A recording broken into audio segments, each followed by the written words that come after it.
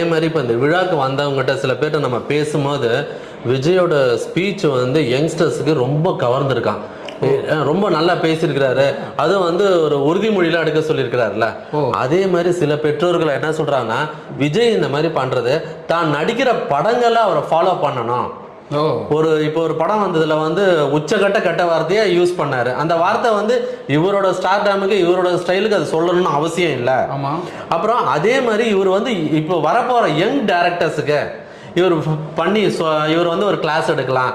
இனிமேல் வரப்போற படங்களை கஞ்சா அடிச்சாதான் ஹீரோ, கஞ்சா கடத்தினாதான் ஹீரோயிசம், எல்லா சீன்லையும் தம்மும் தண்ணியும் மாற்றி மாற்றி அடிச்சாதான் ஹீரோயிசம், கெட்ட வார்த்தை பேசினாதான் ஹீரோயிசம்னு மனநிலையோட வர இயக்குநர்களுக்கு இவர் கிளாஸ் எடுக்கணும்னு அங்கே வந்த பெற்றோர்கள் தான் நமக்கு சொன்னாங்க.